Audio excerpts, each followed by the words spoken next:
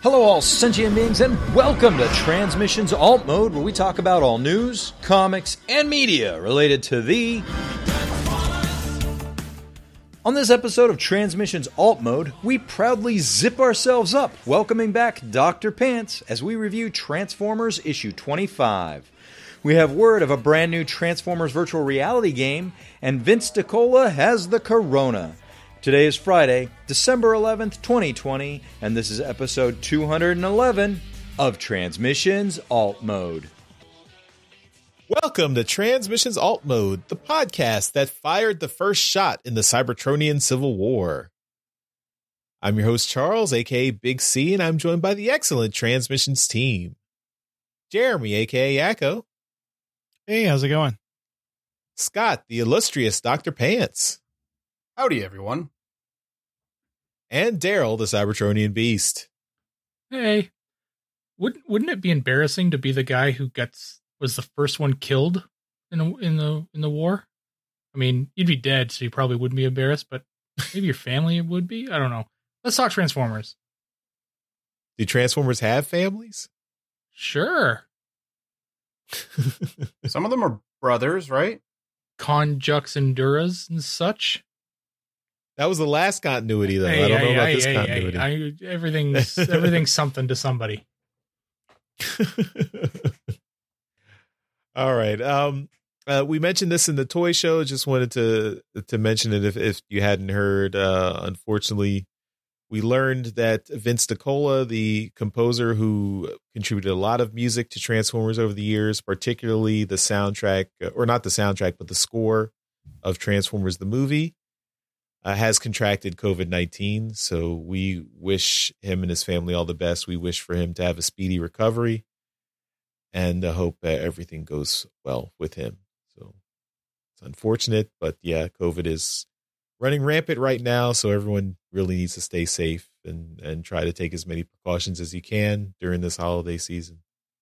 And you can support us by going to transmissionspodcast.com/support. That's where you can find links to contribute and become a donatron either on Patreon or PayPal. Another way to help out the show is to buy merchandise from our TeePublic store. That is at transmissionspodcast.com/shop. And you can buy some of our t-shirt designs and masks. You can also get stuff from our friend K-Girl's store at tpublic.com/user/superstark. Again, TeePublic is running another site-wide sale that ends actually today, December 11th. So you've still got time to take advantage of it. They've got all t-shirts $14 and everything else in the store 30% off. And this is for everything at TeePublic. So if you go through our link and buy anything from TeePublic, you'll get that discount and help out the show. So it's a good deal for both of us. And lastly, before we get into alt mode comics and media discussion, check out the uncut version of the latest episode of Empire of Rust, episode 38, Starball Space Wars. This uncut version is exclusive to our donatrons and will be available this Monday, December 14th. So if you just listened to episode 38 this week, now you've got the director's cut version coming next Monday. So check it out. And of course, it is exclusive to Donatron. So if you want to have access, got to become a supporter. All right, let's start off the show with some comics news.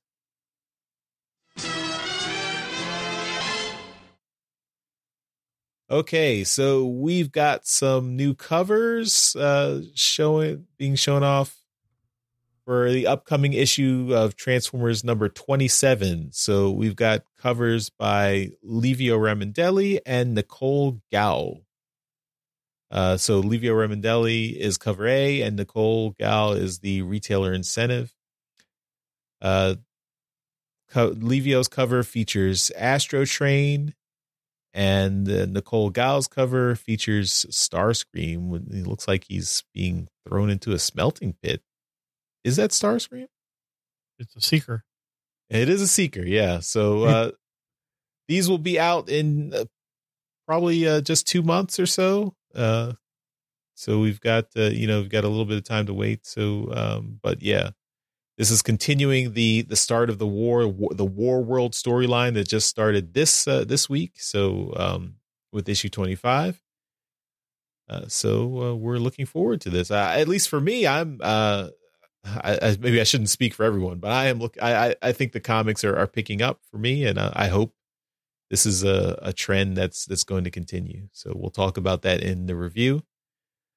But yeah, so just wanted to show off some of these covers. Of course, Livio Remendelli is a friend of the show, so we're always happy to see when he gets more art, more opportunities for art. So you can check that out when this issue comes out in a couple months. Next bit of comics news is the return of the Underbase. So the Underbase was a Transformers comics podcast that ran for a long time. I started listening to that, started getting into podcasts, listening to the Underbase. Really enjoyed it. We've had folks from the Underbase on Transmissions. It's been on kind of indefinite hiatus for a while, but it has come back with a special episode reviewing a comic. Of course, it's not a Transformers comic, but it is a comic by a Transformers artist, Nick Roche, and he put out a comic recently called Scarent Hood. And so they are reviewing issue 1 of this limited series, Scarent Hood. So really cool. So glad to see Amy, Lady Rec, and Adam 88M back on the mic. We hope this is the beginning of a trend. Good luck, guys. And welcome back to podcasting. It was great to see it show up in my podcast app since I never unsubscribed to anything, even though I knew it was coming, but it was cool. Yep. All right. That's all our comics news. So let's move on to our comic review. This week, we are reviewing Transformers number 25, and this starts a new storyline, War World, and this is part 1, Prime. Written by Brian Ruckley, art by Anna Malkova, colors by Joanna LaFuente, letters and design by Jake M. Wood, editor David Marriott, assistant editor Riley Farmer, and supervising editor Tom Waltz. So we've got 3 covers. Cover A has a giant Megatron in the background with the little Optimus Prime standing tall. This is art by Angel Hernandez and colors by Joanna LaFuente. Cover B is Orion Pax getting possessed by the Matrix, and this is art by Anna Malkova. And then the retailer incentive cover is Wheeljack surviving his crash landing to see Megatron has taken over Cybertron, and this is art by Fico Asio with colors by Joanna LaFuente. So, Daryl, which of these covers would you pick? Well, I like the cover A because of the giant looming Megatron, but I think the Optimus kind of ruins it with the I don't know, what do you call this? This Cybertron siege body. I don't like this body, and it's unfortunate, but that's just the way it kind of plays out for that. The RI cover, I think, just is awesome, and I really like that one. So that's going to be my pick. And I know it's Fico Asio, and we've had kind of a love-hate relationship with Fico over the years. But I think one of the best things about it is that Megatron is kind of looks like a ghostly figure in this, or a hologram or something, but he's not like real. And Wheeljack is, but Wheeljack is also, his back is to us. And that's probably the benefit of the cover for Fico, is that we don't actually have a Fico Asio face to kind of look at on this, because that was probably one of his harder things to do with the robots. But the destruction around Cybertron, and it really does kind of speak to me, this cover. It looks really, really great. Cool. Dr. Pants, which cover would you pick? I think they're all really cool in their own right. I completely agree with Daryl, though, that cover A is ruined by that Prime design. I don't think it's necessarily just the Cybertron design. It's just the chest is way too wide. He looks way too just barrel chested there because Cover B uses the Cybertron siege design, and I think Cover B looks really, really cool. And honestly, while the retailer incentive cover looks good, I like B a lot. I think that everything going on there is really cool. I think Optimus looks good, and all the faces and different other Transformers that are going through the different like possession waves going on there. It's a really nice touch, and if I could, I'd probably pick Cover B. All right. Jeremy, which cover are you picking? I'm totally on board with everything Daryl said. The Optimus. I mean, I love in Cover A the Megatron, the cross hatching and stuff. It looks great. It's just that Optimus design I just can't stand. Cover B, I did like. It was just the retailer incentive just is so. It's just so good with the destruction, the colors, the way the Megatron hologram goes over the title, and that's something that we used to comment on a lot. How like every cover that Yoshi liked had something obscuring part of the logo, and I don't know, this one does it, and it's just I love the color shift from like the greens and stuff up to the pinks at in the background there. So that would be my pick. I'd also want to note that when we talked about the upcoming covers in the news segment, I've noticed that the War World text is getting progressively more destroyed. Like if you looked at like the Livio cover we talked about in this one, the text is much more destroyed, and that's going to be an interesting progression to see. Oh, I didn't notice that. That's a cool little detail. Yeah. Huh. Nice. All right. Well, I actually would pick Cover A. So I agree that Megatron kind of profile in the background looks really cool. And I don't have a big problem with this Optimus Prime design. I do prefer the regular, the more quote unquote normal G1-ish design, but this one doesn't really bother me, and I kind of like the composition of this Cover A. But I agree that the retailer incentive cover is really nice, and the colors are really well done. So I think it's all of these covers are pretty cool. So I don't think there's a bad choice here. But yeah. So that's all the covers. And so let's get into the story. So this issue, this is issue 25, a milestone in a comic series. It's been running for not quite 2 years, a little bit, I guess, about a year and a half now since they were double shipping for a while. But this is a double size issue. So this is 40 pages of story. And it's double price. It's $8 instead of $4. But I think you get a lot of bang for your buck in this story. So I was actually really happy with this story. And we'll talk about that after the summary. So, after saving Cybertron's winged moon from destruction, Wheeljack was forced to flee in a shuttlecraft. A team of bots from the Rise came to take control of the moon and its vast resources of energon. Wheeljack's shuttle was badly damaged in the escape, but he just barely managed to make it back to Cybertron, crashing the shuttle on the streets of Iacon. Wheeljack is happy to walk away in one piece and is greeted by 2 guard bots patrolling the city. He tries to explain that he needs help and the moon has been compromised. But the guards, Runabout and Runamuck, are only interested in his answer to one question. Are you with the Decepticons or against them? Confused, Wheeljack asks, what's a Decepticon? Wrong answer. The 2 Decepticon thugs open fire and Wheeljack falls to the ground after taking 2 blasts to the chest.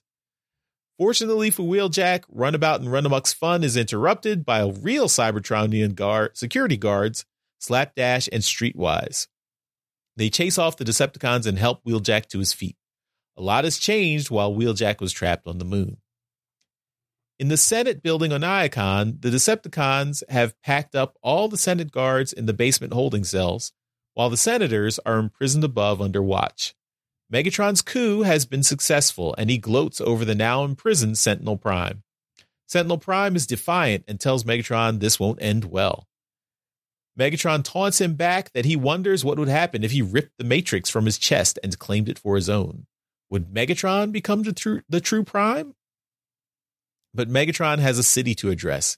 He'll let Sentinel Prime contemplate his position for a while longer. He orders Ravage and Laserbeak to guard the prisoners, but not to engage with them. As he prepares to leave, in another cell, Orion Pax calls to him. Megatron is enraged with his former friend, who sent Bumblebee to spy on him and the Ascenticons. Orion Pax doesn't deny it, but counters that Megatron's betrayal of Cybertron is exponentially greater. Megatron ignores his retort and tells Pax he and the Autobots don't matter at all anymore. Elsewhere, the leaders of Cybertron's security forces, Ironhide, Chromia, Hound, and Nova Star, meet to plan how to take back the Senate building and rescue the senators. Ironhide wants to go in guns blazing, but Hound emphasizes caution. Chromia points out that the time for caution is long past. Bots have already died in the destruction of the Winged Moon's tether. Every senator is either complicit in Megatron's coup or a prisoner. And the government's head of intelligence, Starscream, has gone incognito. As Ironhide continues to make his case, they are interrupted by the arrival of a badly damaged Wheeljack, escorted by Streetwise. He tells them that the Rise now has control of the Winged Moon, so Nova Star has to take her team off planet to go get it back. That leaves Ironhide, Chromia, and Hound to mount the rescue of the Senate. Meanwhile, Megatron broadcasts a holographic message over the city, cementing his control. Like most dictators, he claims to have acted on the true will of the people. He also claims that the duly elected Senate failed Cybertron and must be replaced by the rule of the Decepticons, for the good of all Cybertronians. New elections will happen in the future after Law and Order, Decepticon Law and Order, is restored. He also gives a warning. Citizens should stay off the streets until the Decepticons restore order. Any bots caught disobeying orders will be treated as enemies of a free Cybertron. Back at Security Command, Hound has pulled ancient veteran Cup out of retirement. Together, they gather up the remaining bots that used to be part of Strika's team of heavies who didn't go over with her to the Decepticons. They'll be needed to help mount the attack on the Decepticon forces. Meanwhile, the security forces have set up a base across the street from the Senate building and have set a plan in motion. Prowl tells his team that Hound is leading a diversionary frontal attack, while Ironhide and Chromia use abandoned underground tunnels to get into the building from below. Prowl's team is stationed here to cover the rescuers' return exit. Below, Ironhide leads his team into the tunnels. Zadar drills through a wall to get them in. Above, Cup and Hound tell their troops to start a frontal assault on the Senate building. Inside, Megatron addresses the imprisoned senators, offering them a choice to join and endorse the new Decepticon rule. He's interrupted by the explosions from the attack outside. He orders Strika to go and deal with them. In the basement of the Senate, Ironhide finds the imprisoned Senate guard bots and sets them free. Luckily for Ironhide, the Decepticons hadn't even bothered to put any guards on these low-value prisoners. Now they've got a bigger team to rescue the senators. Chromia has flying drones she can use to find where the senators are being held, but Ironhide says it will take too long. And he's got bots who are part of the Senate Guard who know all the shortcuts of the building inside and out. To demonstrate, Brawn looks around a bit and gets in position with his hands out. Chainclaw gets a running start, and Brawn gives him a boost up through the ceiling into the room above. Chainclaw crashes through the floor and transforms into his cat mode with his machine guns blasting away on his back. Ravage and Laserbeak are caught completely by surprise and are chased out of the guard room. Ironhide and the rest of the guard climb up through the hole in the floor and greet the now free Orion Pax and Sentinel Prime. Sentinel Prime wants to immediately settle the score with Megatron, but Ironhide orders him to stand down. Since the Senator's safety is Ironhide's responsibility, he's in charge. And Chromia is going to escort Sentinel Prime and Orion Pax out of the building to safety.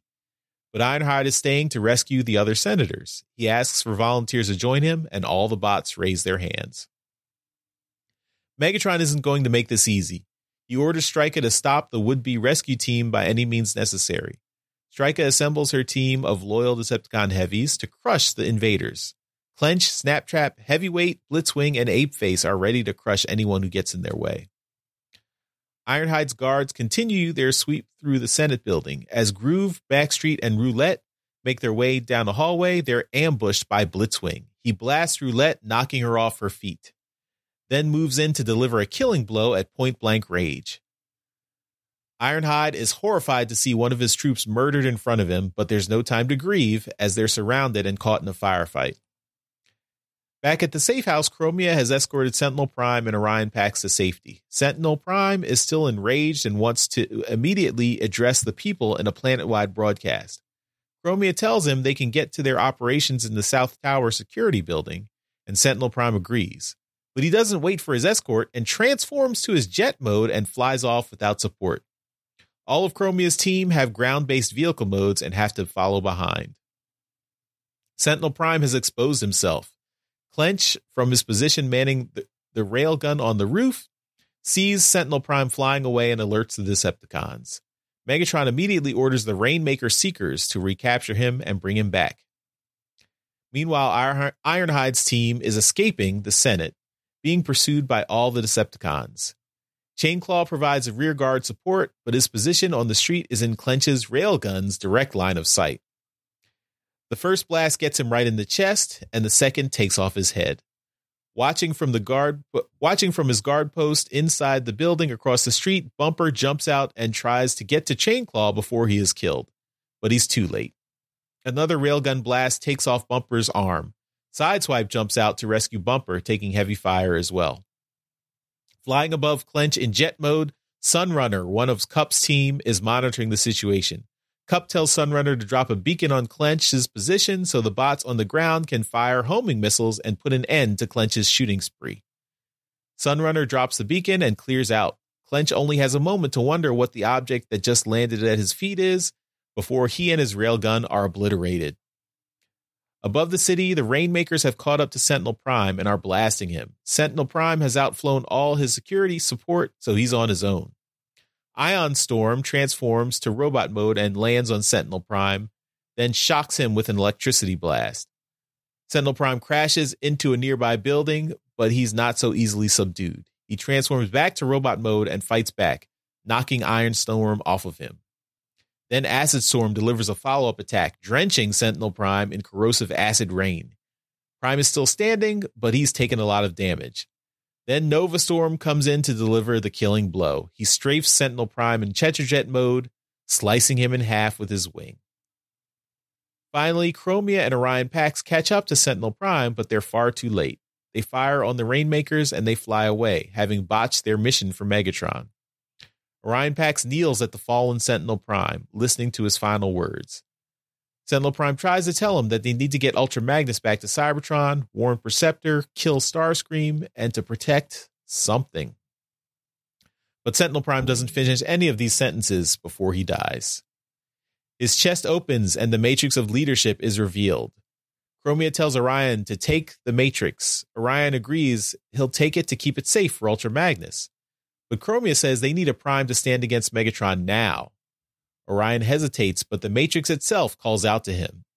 He takes the Matrix in his hands, and Orion Pax's chest involuntarily opens up to accept the object of power. Almost on its own, the Matrix seems to jump into Orion's chest.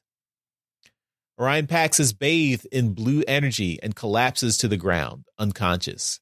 In his mind, the Matrix pulls him into the Allspark to offer him a choice. His guide, the Mediator, takes the form of his mentor Codexa. She tells him they are in a moment out of time and space, so Orion Pax can see the history of Cybertron and what has led to this moment. Orion Pax sees lots of things from Cybertron's past: the hate plague, long since vanquished and only whispered in legends; Solus Prime, who forged the Matrix and many other ancient Cybertronian artifacts. But after the original Primes were gone, the Matrix survived and continues to be passed down from Prime to Prime until it comes to its final Matrix bearer, the 13th Prime. Curiously, Exarchon, the threefold spark and instigator of Cybertron's last Great War, has not returned to the Allspark. The Allspark foresees darkness coming, and the greatest of Matrix bearers is required to stand against a weight greater than any prime before them. Orion Pax asks if he has a choice. The mediator, in the form of Cadexa, replies yes. He won't remember everything from this vision, but he will remember that the burden is great and he made a choice. But the Matrix has also made a choice. The Matrix has chosen Orion Pax. He could reject that choice and that responsibility, but then he would have to live with the consequences. For Orion Pax, there is only one answer. Back in the real world, Chromia sees Orion Pax come back online. She asks if he is all right as his chest closes, concealing the Matrix in its new home. Orion Pax stands up, ready to take on the burden and responsibility as he must. He is no longer Orion Pax. He is Optimus Prime. To be continued in the next issue. So this was a big one. I thought this issue was excellent. I really enjoyed it. I thought the art was great. I thought Anna Malkova did a great job with all the art throughout this book. I thought Joanna LaFuente's colors were excellent. And I thought the story was great. It had just the right mix of action, drama, and lore that I think just worked together to make it a really good story. We got a lot of character deaths. You got some, of course, Sentinel Prime for Optimus Prime to live. Sentinel Prime has to die, and that happened here, a particularly brutal way. But we got other deaths too. Some of the low level troops just getting caught in the crossfire, and I think this is well and truly the start of the Autobot Decepticon Civil War. I liked how it seemed like since the Autobots are really more of a political party, most of the bots on the ground don't really subscribe to any political affiliation, but Ironhide makes the case that, even though they're not all Autobots, the fact that Megatron has basically overthrown the government and, knocked out the rightfully elected representatives, they all have to become Autobots in order to restore order. So I like that, we see how the two sides come together. I also I really gotta give props to Brian Ruckley for infusing a lot of the Transformers lore into the storyline, like calling back to the hate plague from the G1 cartoon. That was a nice little reference. I think he's been really working hard to include a lot of different characters in the story and a lot of just characters that are really obscure deep cuts, and it's just I think it's been really this has been a real step up at this particular issue, and I hope this is a sign that things are going to ramp up in the future. I do kind of wish it didn't take 25 issues for us to get here, but I really think this is a good place, and I hope people will come back and give this book a chance. My one maybe nitpick about the storyline is I wish that we had gotten, like before this issue, I wish that we had gotten a little bit more from from Orion Pax. Now I can call him Optimus Prime, but I think Orion Pax has really been pretty much a blank slate for the last 24 issues, and he hasn't really done much anything of significance. So it's kind of hard for me to see why the Matrix would choose him, other than that he was standing right there when Sentinel Prime died. I mean, I think we need a little bit more reason for why Orion Pax is going to grow in to become the greatest of the primes.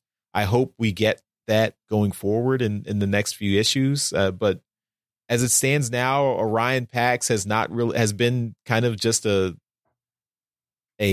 mid-level politician that didn't really do anything for the last 24 issues. So I don't see how that translates into him being growing into the greatest prime ever. So, but I hope that we will, that we'll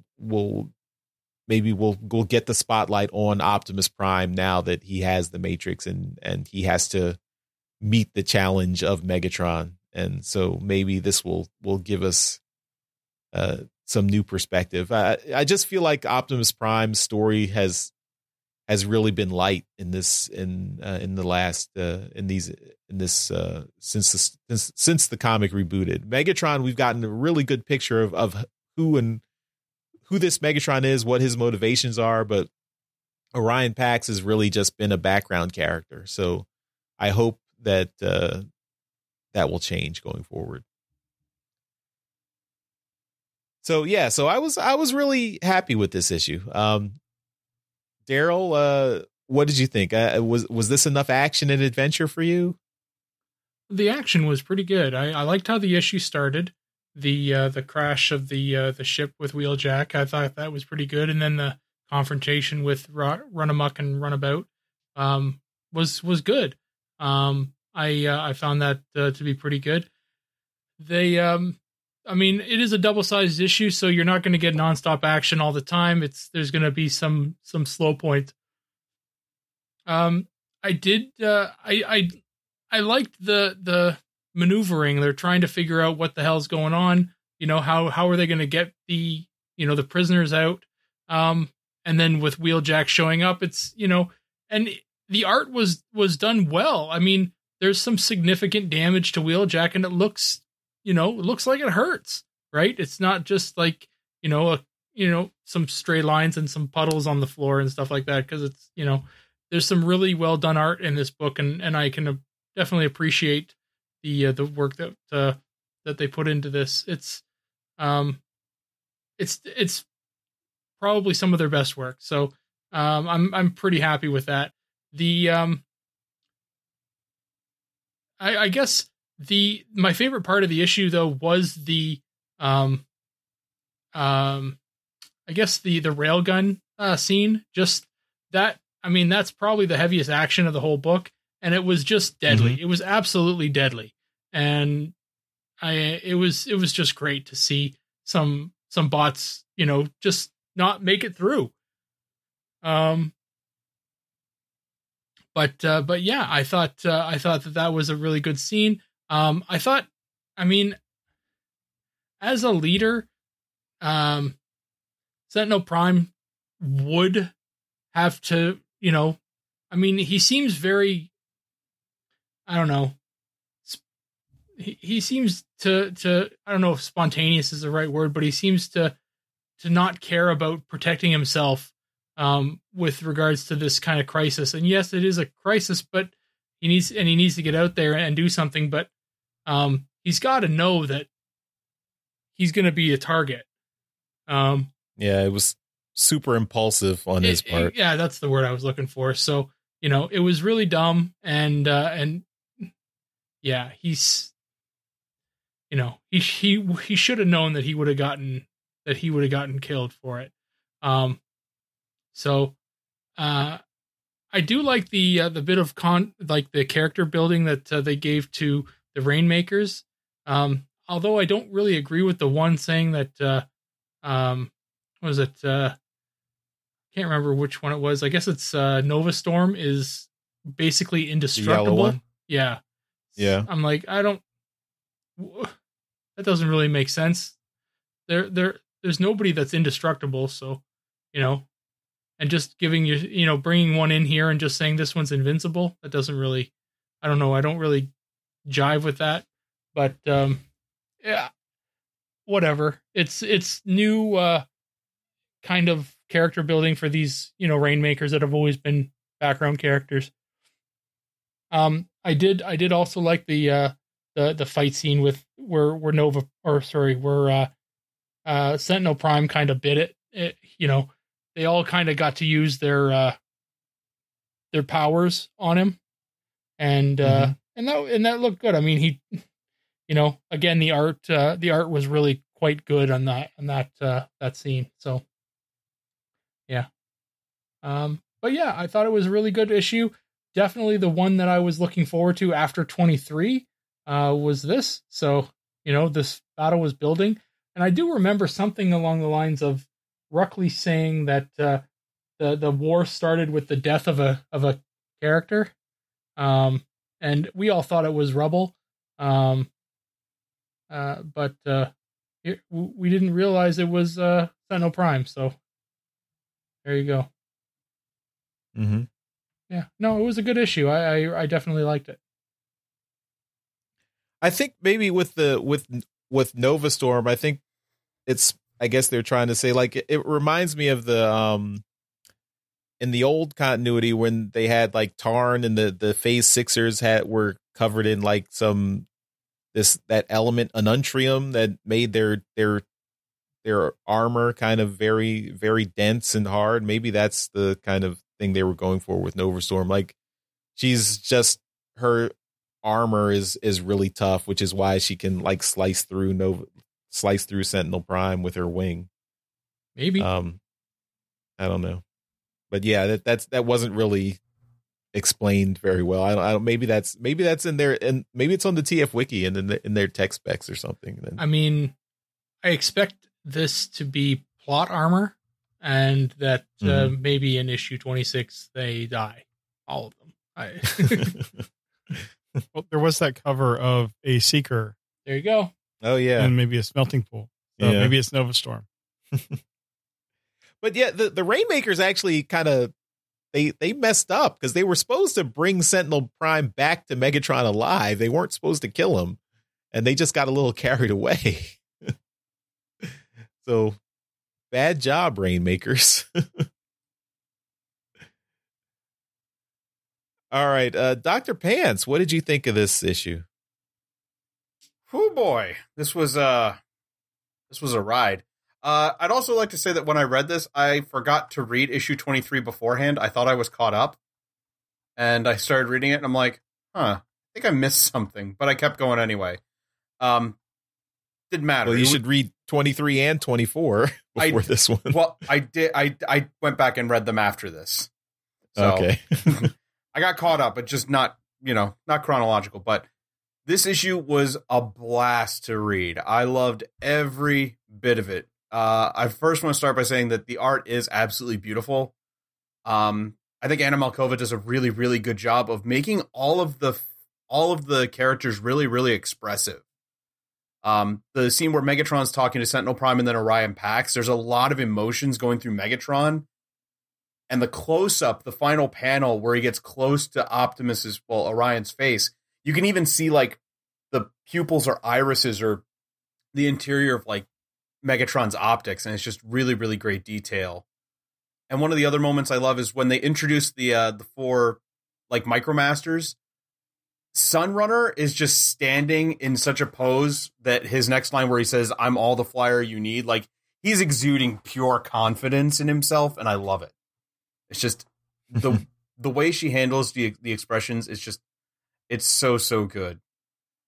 I loved all the characters that you would never expect to see in here. I love that this series is not just giving us the traditional, here's your G1 season 1 and 2 characters that you all know and love. The very beginning of the issue when Slapdash shows up, I was like, what the hell? Is that Slapdash? What's he doing there? Grotesque being there was really cool, but the one that got me the most was Chainclaw, because Chainclaw was one of my favorite toys as a kid.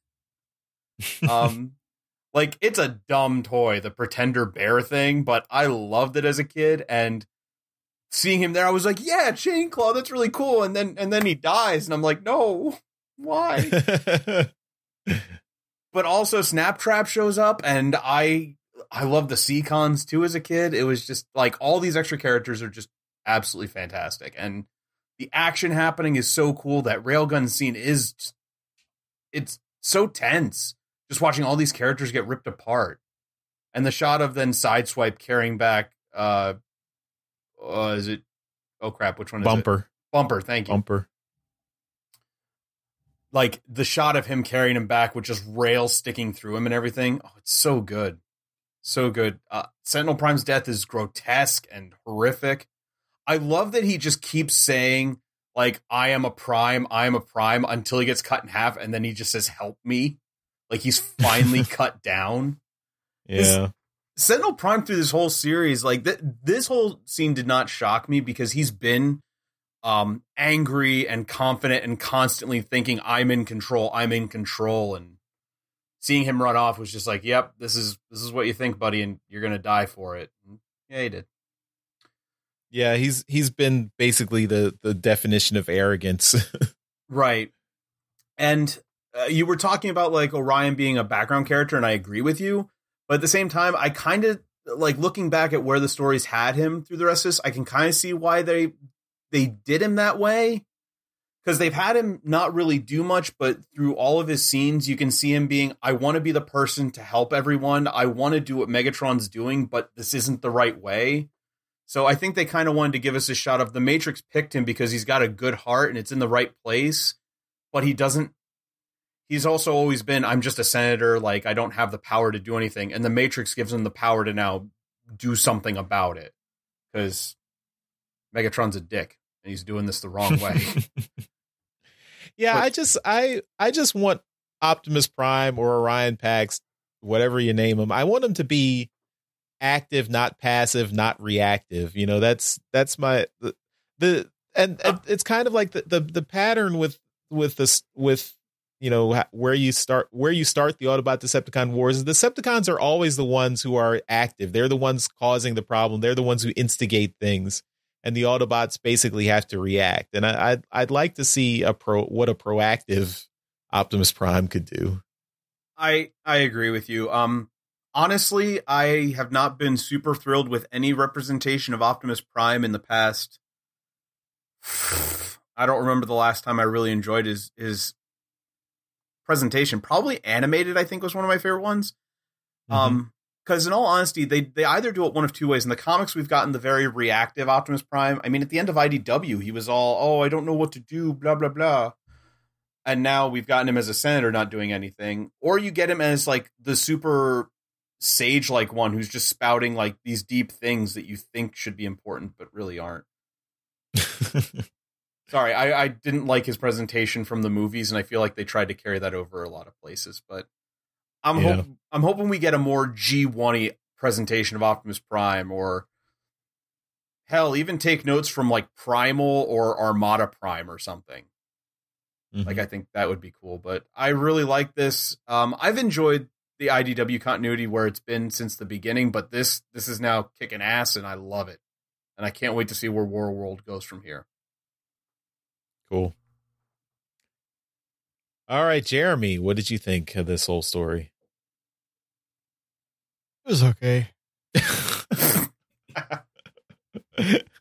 No, I really enjoyed this. I forgot it was a double-sized issue until I was about halfway through. I'm like, shouldn't this be over by now? Did the same thing.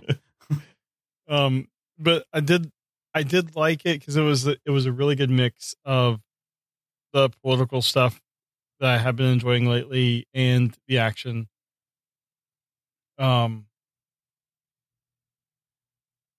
I think that as I was reading with like the guards and stuff, I'm like, I am thinking we're going to have some cannon fodder here, and turned out to be true. Like you said with the lore stuff, I like how they, Brian's adding, a bunch of stuff in, like, from like other series like the Hate Plague. I really liked how they introduced Cup, being that he was coming out of retirement. It's a better introduction than he got in the previous iteration. With the what was it, the madness stuff that the crystal planet through. Yeah, that was Nick Roche, wasn't it? Yep. Yeah, that was Nick Roche's take on I Am Legend, basically. Yeah, so this is a much better introduction. I loved the art in this. I think this is probably some of the best art that we've had in the series. It was very consistent. There was a lot of great bits with like when Megatron was ordering Ravage and Laserbeak to watch the prisoners. Ravage is just kind of under the console like a cat would be. And then when is it Chainclaw or yeah comes in, yeah, when he comes in, the look of surprise on Ravage's face is great. That I can see that image becoming like spread around, used in memes and stuff. It's just, scaring a cat. And I thought that was great. A lot of the characterizations I think are really spot on. Like Ironhide is really, if we saw like Ironhide from the G1 cartoon a little bit younger, I think it'd definitely be what we got here. And then I have never been a fan of Sentinel Prime.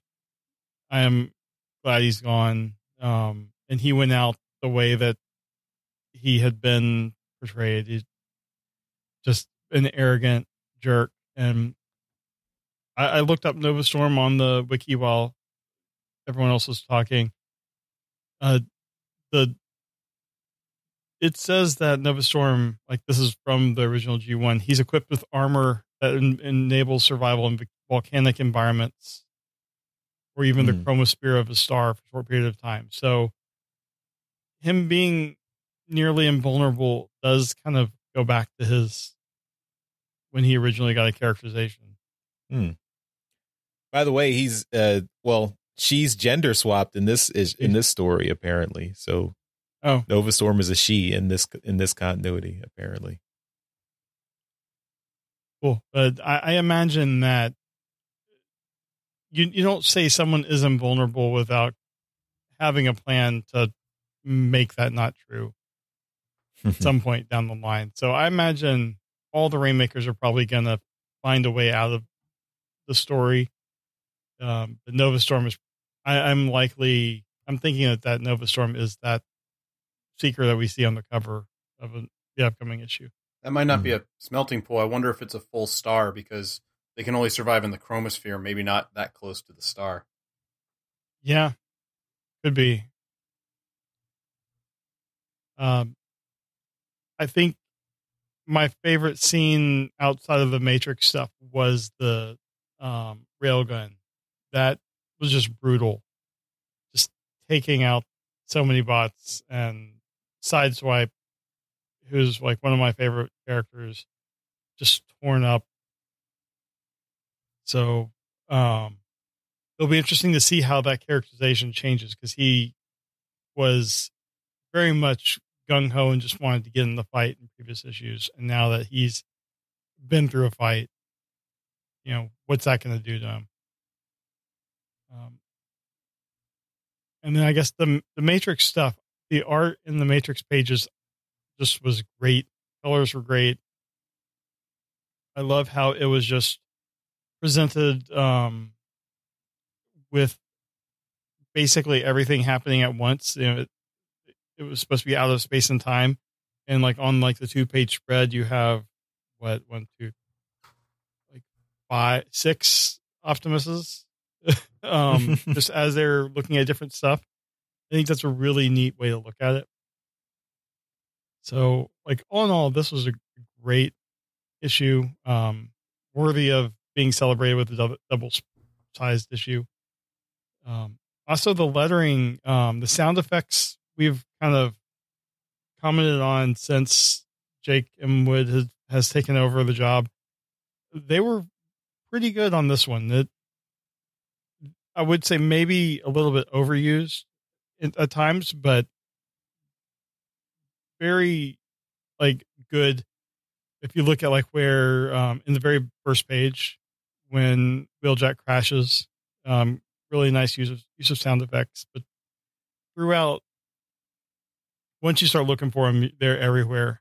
So like I said, maybe a little bit overused, but I do think it's been better than in the past issues. I like that the one when Chain Claw busts through the floor, it's not crash, it's crash. Yeah. It really kind of puts that sound in your head, what it would sound like. Yeah.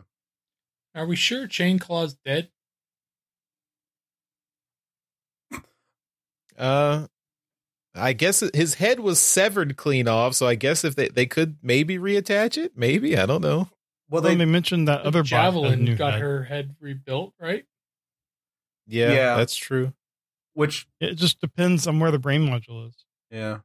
Which also I kind of like the fact that Javelin freaks out during the fight too, like right after Chainclaw loses his head.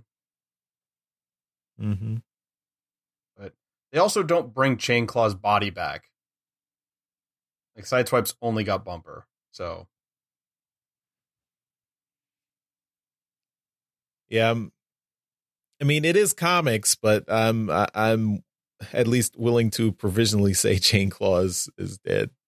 Also, I thought Chainclaw was a cat, but I guess he's a bear. So sorry about that.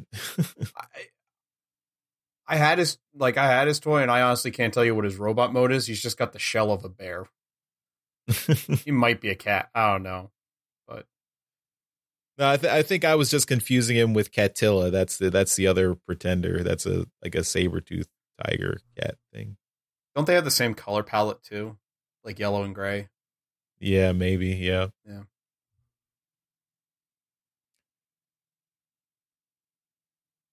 All right. Well, I guess that will wrap it up for issue 25 of Transformers. So yeah, I hope everyone's enjoying this series. Hopefully this is going to be ramping up the action and we're now getting into the meat of the Cybertronian Civil War.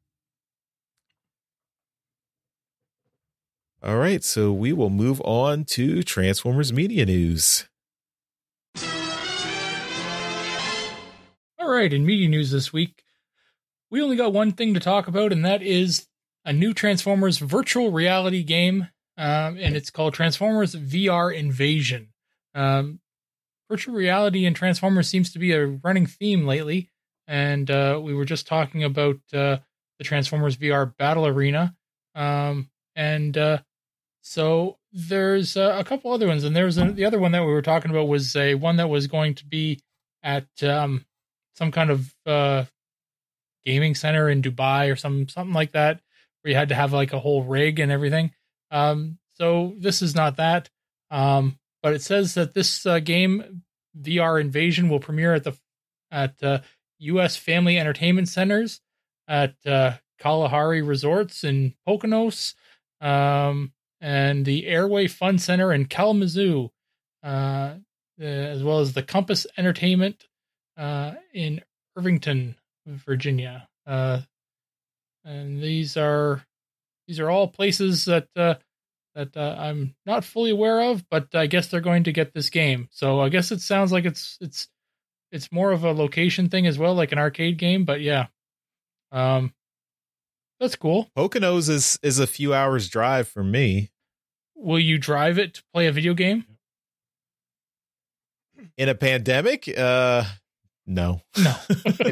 I actually think the Poconos is closer to me because I think it's about an hour drive for me. Isn't it close to New York State? I don't know. It's on the way. When I drive from here to New York State, it's on my way. So maybe I'll give it a shot. Either way, I mean, the game kind of looks interesting. The graphics. I mean, I don't know whether these are like in-game shots or these are cinematic shots or whatnot, but it looks like, you've got some cool little cinematics from or some images of the Transformers in, you've got Grimlock in his dinosaur mode, Soundwave in, I would say is more of an evergreen design, and Bumblebee is looking evergreen, I guess. Yeah, he's yeah, it says these are all evergreen. Oh, well, there you go. Yeah.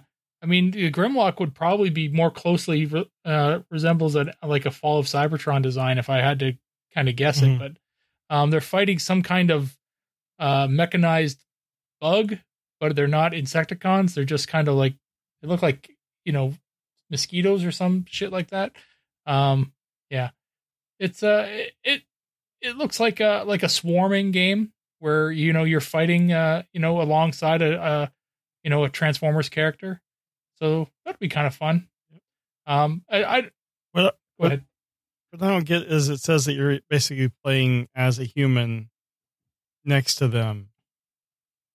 And that just doesn't seem as fun as playing as the Transformer. Well, I mean, if you want to, maybe you can be Spike. Yeah.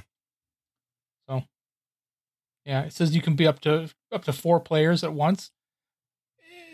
I mean, this is VR at the moment, I guess. There's a lot of VR places in London here, and I can only imagine for you guys in the States, there's VR places everywhere.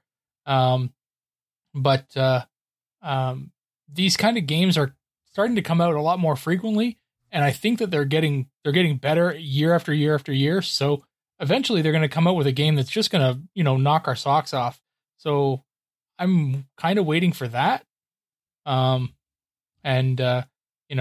not really investing in any kind of home console, VR equipment yet, but yeah, it looks to be that they're working hard at it. I mean, this has got to be the 3rd VR game that we've talked about, in 2020. So yeah, interesting, but that's it for media news. All right. And we will finish up the show with feedback. All right. We mentioned in the toy show this week that we were going to hold off a bunch of the feedback we got until alt mode, since we didn't have a lot of topics in alt mode. And here we are. So starting off, I wanted to mention a tweet from friend of the show and Donatron Robin, who longtime Donatron, and he's missing Yoshi like we all are. But he says, "Hey guys, as I'm sure you, as I'm sure you are, I'm really missing Yoshi. Any chance we could get a voicemail or a couple of minutes insert on how he's doing and any thoughts he has on recent releases or news, etc." So I believe Yoshi favorited and retweeted this. So Yoshi, please do this and send it in. And we'll include it in the show. We miss you. Hopefully we can get you back soon. But yeah. I know where he is. Yoshi's wife is a first responder, so I'm sure the pandemic is pretty tough out there for him. So yeah. All right. So the rest of the feedback we got was in reference to my I shared a bit of my personal life back in episode 409. Relating directly to the pandemic and some negative feedback we got. And I was happy to see that all the feedback we got to my feedback was positive. So thanks everyone to writing in and supporting us and me in particular. I did get a lot of condolences and people expressing support for me. So thank you for that. And yeah, my family is still, and it's still rough for my wife in particular, losing her parents and everything. So, but thank you everyone who wrote in. So, I just wanted to mention some of the comments. So on YouTube, we had Chris write in. He said, Charles, sorry for your losses. It's terrible. Not something easy to go through ever, but especially during those times. And, I don't want to, this was a response to a listener who said they didn't like all our political commentary, and Chris just wanted to support us and say he thought it was, everything we said was fine, and it's fine to express our opinions on our show, which I appreciate. Thank you for supporting us in that. And he said, jokes that we made didn't affect his enjoyment of Transformers, so keep up the great show. Thanks, Chris. On Twitter, we had Indie Prime. He's been a regular listener for a while, I believe. And he said, props to Charles for sharing about his family in response to some of the negative feedback on the show. Thoughts and prayers to you and your family. Thanks, Indie Prime. We also got a comment on the Podbean website, which our podcasts are up there. And this was from someone named Set1. Not really sure who that is. But thank you for listening. And he says, I'm not going to get too deep into this, but I will say this. I have never been more of a fan of you guys as I am now. Charles, thank you. So yeah, appreciate that. And here in Discord, we had one of our longtime commenters and listeners, Sledge. It says, catching up on my episodes finally. My condolences to Big C and your family. You folks don't bring up politics much, but it means a lot to me that you make this place a positive one. Thank you all for standing up, for being responsible, decent human beings. So yeah, thanks, and thanks to everyone out there who wrote in to support us. We really appreciate it, and thanks just everyone for continuing to listen. And we really appreciate you guys supporting us, and we hope you are enjoying the podcast we're doing, and hope that it's contributing some small way to just provide some entertainment and some lightheartedness while everyone's dealing with all the bad stuff going on, the perpetual dumpster fire that is 2020. So we hope this has been helpful or therapeutic, or just not adding to the stress. So we appreciate you, and thanks for listening. I can safely say, as not a regular host and mostly a listener, it helps me a lot. It makes Wednesday travels so much better, and Friday travels too. So thank you guys. Nice save there.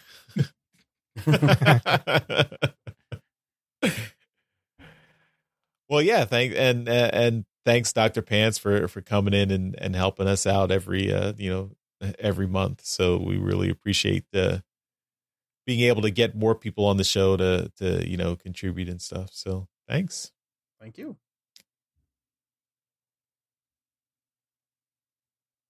All right. I think that will wrap it up for this episode of Transmissions Alt Mode.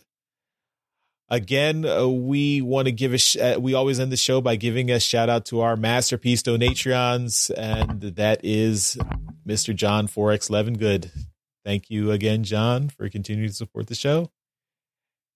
And thank you for being our one and only masterpiece donatrion. All right, everyone.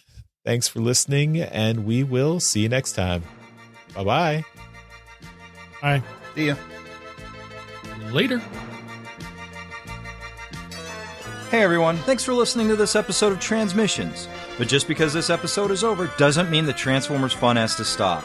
Join us and other Transformers fans on our Discord chat server by visiting transmissionspodcast.com/discord. If you would like to learn more about how you could support the Transmissions podcast, just visit transmissionspodcast.com/support.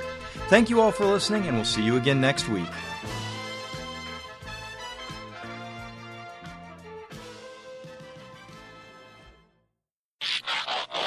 You can also help us out by buying merchandise from our TeePublic store. That's at transmissionspodcast.com/ I said shop instead of support. Anyway, let me do that over. Do it live.